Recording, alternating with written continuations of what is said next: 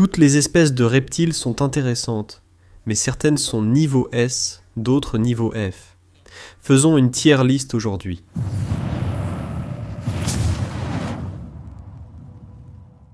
Les reptiles sont géniaux et amusants. Je ne peux que les complimenter. C'est tout ce dont je parle. Mais il y en a certains que je trouve meilleurs que d'autres. Donc, pour cette liste, sans évoquer leurs forces, faiblesses ou côté cool, simplement, quels sont objectivement les meilleurs animaux de compagnie? Donc, c'est un classement des reptiles de compagnie, ce qui veut dire que certains des plus cools seront en F. Mais bref, allons-y. Les geckos léopards sont. Ça va être assez facile parce qu'en termes d'animaux de compagnie, il n'y en a vraiment pas beaucoup qui sont meilleurs. Mais je dirais que les geckos léopards sont plutôt bien. Tout le monde en a, donc ils n'ont pas cet effet waouh. Et aussi ce côté facile. J'ai fait pas mal de vidéos à leur sujet. Si vous voulez en voir plus, je les mets en catégorie A. Les 5 à langue bleue sont selon moi trop gros pour y être. Ils sont vraiment faciles à garder. Mais il vous faut un grand terrarium, et ils n'utiliseront pas l'espace vertical de ce terrarium. C'est pourquoi je pense qu'ils grimpent moins haut que d'autres animaux. Utilisant à 120, 60, 60, ils seront donc en catégorie B. Les boas émeraudes, par leur taille et allure majestueuse, méritent une place élevée dans la liste. Mais en ce qui concerne la manipulation de cet animal, ou le fait de se sentir à l'aise avec lui, ils vont être vraiment bas dans le classement. Donc si vous cherchez un animal de compagnie qui est vraiment agréable à regarder, vraiment beau, et qui mange à chaque fois, c'est parfait. Si vous cherchez un animal qui n'est pas assez intimidant, qui ne bouge pas vite, et qui peut être manipulé, ce n'est pas pour vous. Donc, je vais les mettre au milieu, ils sont en catégorie C. Les boas de Doomer, en revanche, sont un autre type de boa, mais ce sont des boas du vieux monde. À mon avis, ils sont tout aussi cool, mais ils sont surtout terrestres. Ils sont faciles à garder et à entretenir, agréables à manipuler et très robustes. On a l'impression qu'ils vous font un câlin sans être assez forts pour vous blesser. Donc pour cette raison, je place les boas de Doomeral en catégorie B, simplement parce qu'ils sont un peu trop grands pour être en catégorie A. Les couleuvres du Texas. J'ai très peu d'expérience avec eux, je n'en ai eu qu'une paire et ça ne fait qu'environ 1 an. Honnêtement, je ne trouve rien d'attachant chez eux. Ils sont nerveux, ils mordent, ils ne sont pas très jolis à regarder, et ils ne prennent pas beaucoup de place, ce qui est bien. Pour l'intérêt comme animal de compagnie, je les classe en niveau D Python Birman.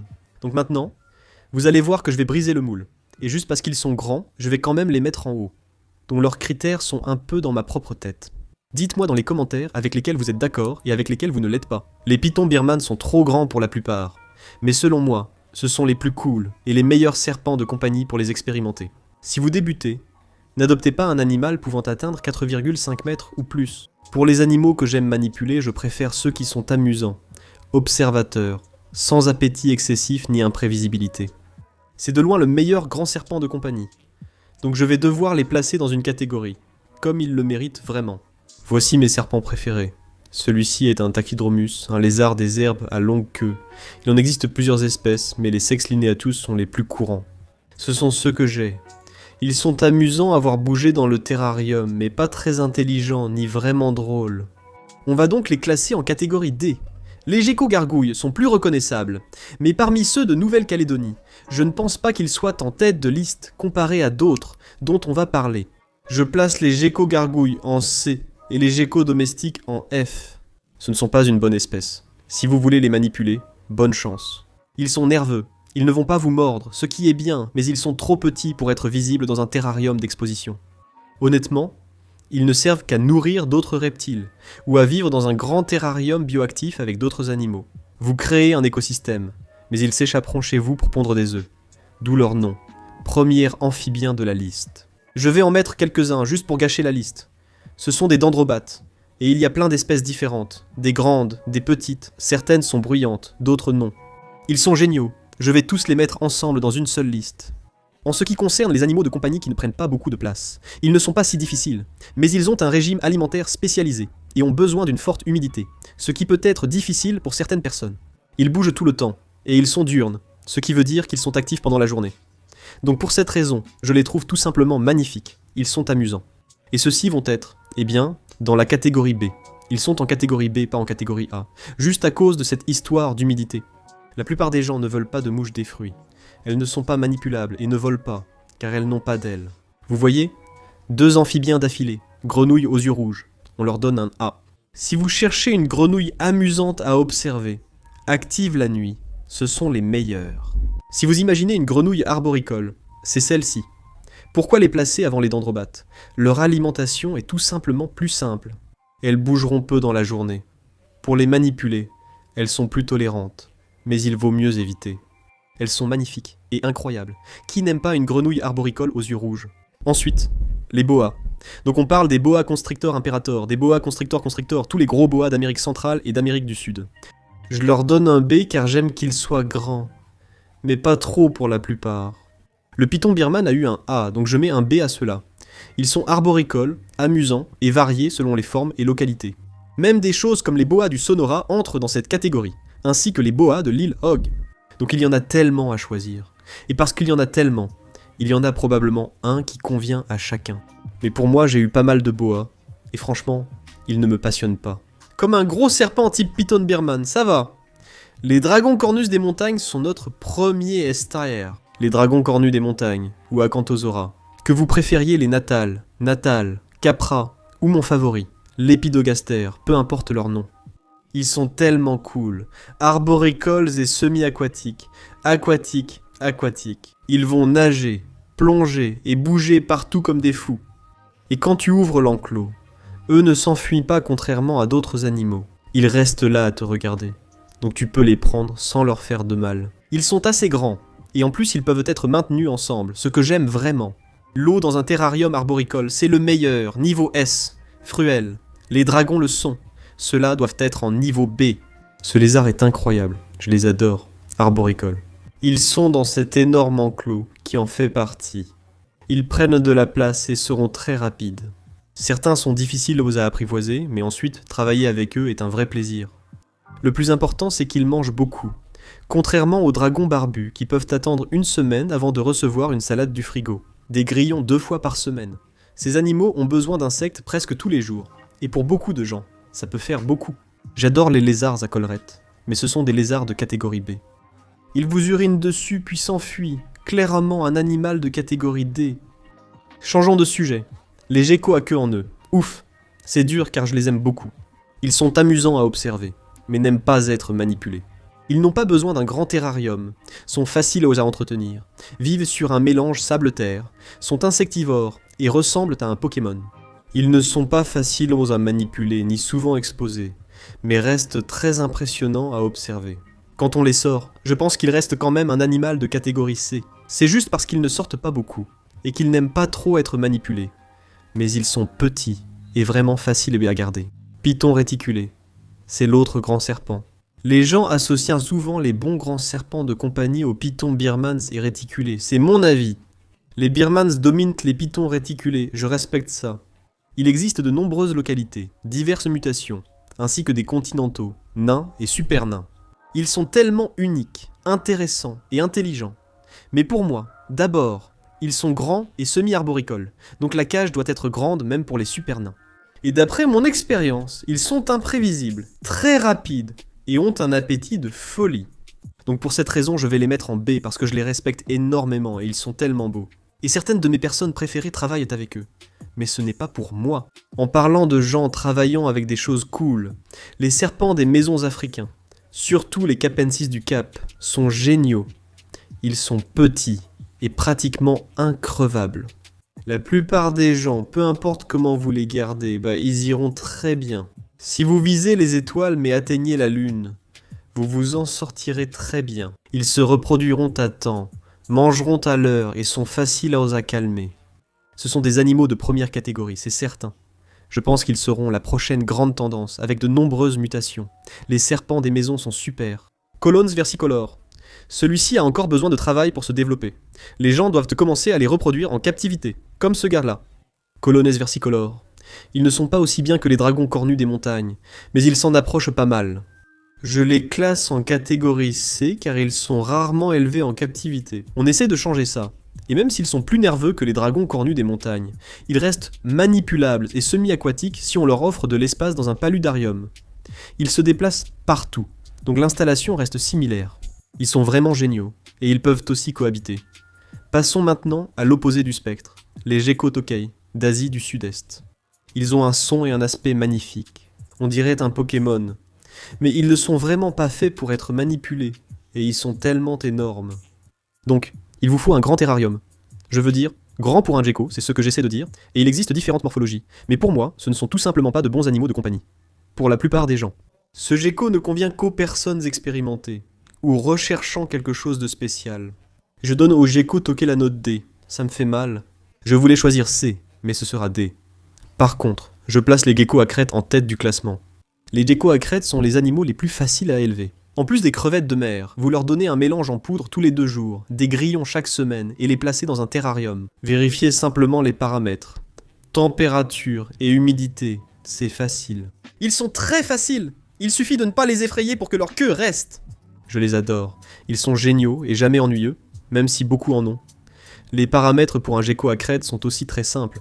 Les geckos à crête sont de niveau S, tout comme certaines entreprises de fournitures nécessaires. Très bien. Revenons dans le spectre jusqu'aux geckos aux yeux verts.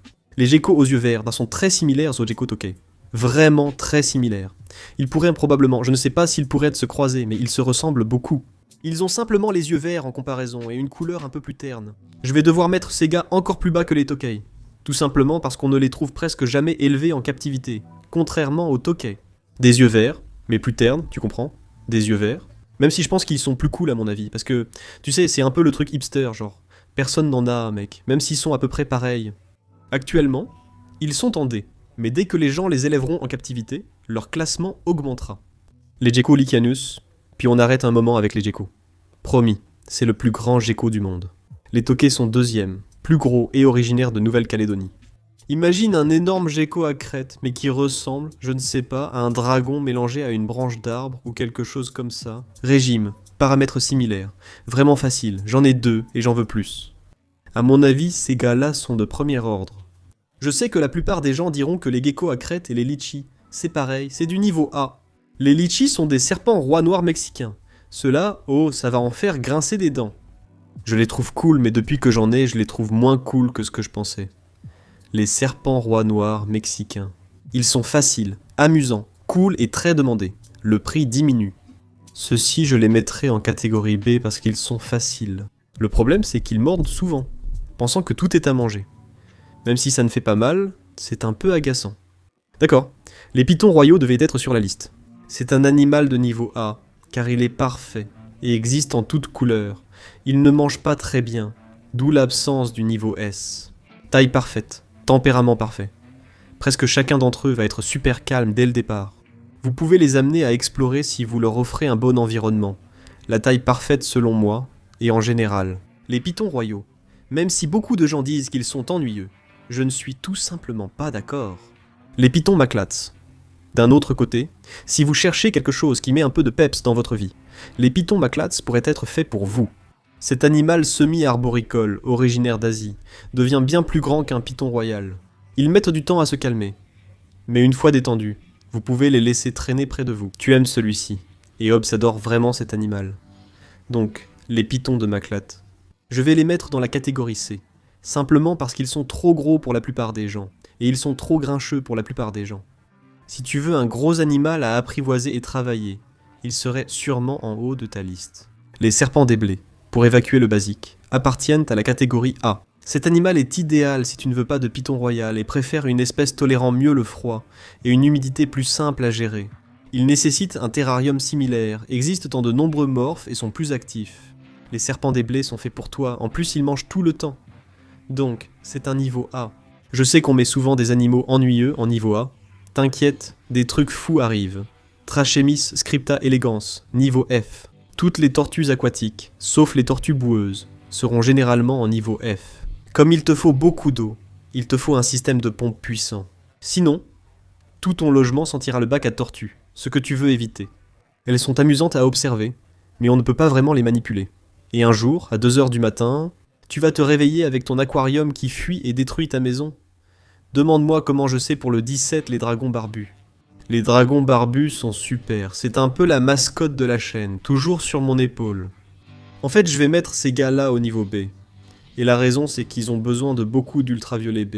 Il faut toujours changer et mesurer cette ampoule. Ils mangent facilement, mais refusent parfois la salade et utilisent leur bol comme toilette, ce qui est agaçant. Il faut leur donner des grillons à manger. Et il faut aussi leur donner des légumes verts, ce qui n'est pas idéal pour tout le monde. Ils adorent la chaleur et exigent une humidité très basse, donc ils sont assez exigeants. Concernant la manipulation, ils sont faciles et stables. Pour moi, c'est un niveau B. Les gecko chihuahua, ils sont entre le gecko à crête et le gecko lycanus. Donc je vais les mettre un peu plus bas. À mon avis, c'est un animal de catégorie C, simplement parce qu'il n'a ni le facteur impressionnant de l'un, ni la facilité de l'autre. Parce que ceux-là, à mon avis, même si la plupart sont vraiment calmes, certains ne le sont pas. Donc, ils peuvent être grincheux comme certaines sangsues, mais pas eux. C'est juste mon avis. Pour moi, c'est un C. Retour à F. Si une catégorie inférieure existait, je la donnerais aux axolotls. Ils sont juste ennuyeux. Ils ont besoin que leur aquarium soit avec une eau incroyablement froide. Je sais. Il suffit d'acheter un refroidisseur. C'est cher à acheter et à utiliser, et je n'en veux pas. Si j'ai un aquarium, je veux le chauffer, pas le refroidir. C'est compliqué. Tu vas le mettre où? Tu vas le mettre dans ton sous-sol, à un endroit où personne ne le verra jamais. Il reste là, à ne rien faire du tout jusqu'à l'heure du repas. Les axolotls, c'est un F, ils sont ennuyeux. Désolé, ça fait un mois que je critique les axolotls sur cette chaîne. Bon, c'est parti, je suis enthousiaste. Les varans de roche Kimberley.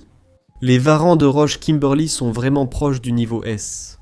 Je vais leur donner un rang A, parce que, parmi les varans, je les trouve plus cool que les akis. Ils viennent de la même région du monde, l'Australie. Ils adorent la chaleur, sont semi-arboricoles, amusants à regarder et très actifs. Je pourrais les mettre en S. Ils sont en catégorie S, je les mets en catégorie S. Désolé Matt, je les mets en catégorie S. Les miens sont encore en quarantaine. Ils sont dans un terrarium très large, mais pas assez haut. Il est dans ma salle à manger, et je le regarde donc, chaque soir quand je dîne, chaque matin quand je prends mon petit déjeuner. Je les regarde. Ma femme et mon enfant sont de l'autre côté de la table, et moi, je regarde les lézards parce qu'ils courent partout. Ils sont tellement amusants. Ils ont des personnalités folles. J'adore les varans de Kimberley. Avant qu'on parle de plus de varans. La Certas ornée, vraiment génial. Certains les comparent à un mini tégu. Je ne sais pas trop pour ça. Je veux dire, un peu. Mais d'après mon expérience, ce sont juste des reptiles de niveau C, ils sont amusants, mais pas plus que ça. Ouais, ils sont plutôt cool, d'accord. Un autre S tiers, les varans arboricoles. Ces animaux ne conviennent sans doute pas à tous comme animaux de compagnie. Si vous voulez un varan plus tropical, car le meilleur pour la plupart reste probablement l'aki, dont nous parlerons plus tard. Ils aiment la sécheresse et vivent dans les arbres, mais sont moins beaux que les varans arboricoles. Quel que soit votre choix, jaune, noir ou bleu, tous me conviennent, même si j'ai une préférence personnelle. Il y en a tellement à choisir, 6 espèces. Ils souhaitent un enclos similaire à celui-ci ou derrière moi, assez haut, pas trop large, facile à installer. Ils ne sont pas si difficiles pour Boto à entretenir, tant que vous savez ce que vous faites. Et ce sont de petits singes, ils sont partout. Ils sont vraiment en fait un peu comme de petits gymnastes. Ils sont intelligents, espiègles, c'est vraiment amusant de travailler avec eux. Les geckos à queue grasse africains comptent parmi mes animaux préférés. On le met en B. Ils sont amusants et intéressants. Ils ressemblent beaucoup à un gecko léopard, avec quelques différences morphologiques. Ils sont définitivement en B. Les boas arc-en-ciel brésiliens. Nous allons aussi les mettre en B, ce sont des boas vraiment cool. Beaucoup peuvent avoir des problèmes d'humidité, surtout les bébés. Si la gamelle d'eau reste vide une journée avec un bébé, il mourra. La plupart des autres animaux sont plus tolérants, donc plus difficiles pour beaucoup de gens. Mais on ne rivalise pas avec le look d'un boa arc-en-ciel brésilien. Ces serpents des pins, du genre Pituophus, sont magnifiques et incroyables. Selon mon expérience, c'est très amusant. Ils ne conviennent pas à tous, offrent peu de variations et ont un visage un peu méchant. Certains diront « Je les mets donc en catégorie B car ils sont géniaux ». Mais je ne pense pas qu'ils aient de qualités particulières qui les placeraient dans les meilleurs rangs. Les pitons verts arboricoles. Matt, tu peux jeter celui-là. Je ne le mets pas sur la liste. Regarde cette vidéo ici pour savoir pourquoi. Candoya caranadai, boas arboricoles indonésiens souvent sous-estimés. Je ne peux pas les mettre en catégorie S, ni même en catégorie A, pour 2 raisons. Tout d'abord, ils mangent d'abord grenouilles et lézards, donc il faut les habituer aux rongeurs, ce qui est souvent difficile. La plupart viennent de la nature. Je ne veux pas encourager cela. Pour ces raisons, ils ne peuvent pas être en haut de la liste. Mais ce serpent est peu susceptible de mordre. Ils ont la tête la plus cool que j'ai vue chez un boa arboricole. Comme ils sont petits, ils n'ont pas besoin de beaucoup d'espace. Ils doivent figurer sur la liste B. Je sais qu'elle se remplit, mais on fera peut-être autre chose. Les candois, impressionnants lézards à collier, m'ont laissé mitigé. J'avais de grandes attentes, mais j'ai découvert qu'ils hibernent beaucoup. Peut-être que je ne les ai pas mis au bon endroit chez moi, même si le terrarium est superbe. Je vais mettre ces gars-là dans la catégorie D, ça me fait mal. Je voudrais les placer plus haut. Mais selon mon expérience, ils ne sont pas aussi fous ni aussi dynamiques. Je pensais qu'ils allaient être comme la version désertique des dendrobates, à sauter partout, mais ce n'est pas ce que j'ai vécu. D'accord. Les varans Saki. Mec, tu veux un varan ou pas? Si tu en veux un, ils sont comme un S des varans. Mais sur cette liste, je vais les mettre en B, parce que ce sont d'excellents varans. Mais tellement de gens en ont, ils sont vraiment courants. Les rouges et les jaunes, désormais une seule espèce, adorent la chaleur et nécessitent de très petits enclos pour des varans. Ce sont probablement les meilleurs varans nains, mais ils n'ont pas le côté cool que d'autres varans nains possèdent. Mais tu sais ce qui n'a pas ce côté cool? Les varans aquatiques. D'accord, donc il y a les varans aquatiques. Tu vois, comme ceux-ci que tu vois tout le temps. Ou il y a par exemple les dragons noirs. Comme mon pote Robert en a. Donc là, le facteur cool est vraiment élevé. Mais en tant qu'animal de compagnie, c'est clairement un D. Parce que la plupart des gens ne peuvent pas s'en occuper. Mais si tu peux t'en occuper, ils ont tellement de qualités remarquables. Contrairement à la tortue qu'on a mise en F par exemple, il n'y a vraiment rien de cool chez une tortue. Et c'est galère à garder. Les varans aquatiques sont durs à garder, mais leurs propriétaires passionnés apprécient leurs nombreuses qualités. Ça me fait mal de les mettre en D car je les adore, mais c'est leur place. Les serpents rats, rhinocéros. Je suis tellement excité. Je pourrais même en voir dans la nature. Je pars au Vietnam en mars, j'ai tellement hâte. Ce sont des colubridés vraiment cool, semi-arboricoles. Ils commencent grisaciers, puis passent à une phase verte. Ils aiment l'eau, ils aiment notre installation boréale, donc ils aiment les paludariums. L'une de mes espèces préférées de tous les temps. Et si vous en voulez un, ils sont vraiment faciles à entretenir. Donc je vais les mettre dans la catégorie A. On approche de la fin. Iguanes verts. D'accord, ceux-ci sont.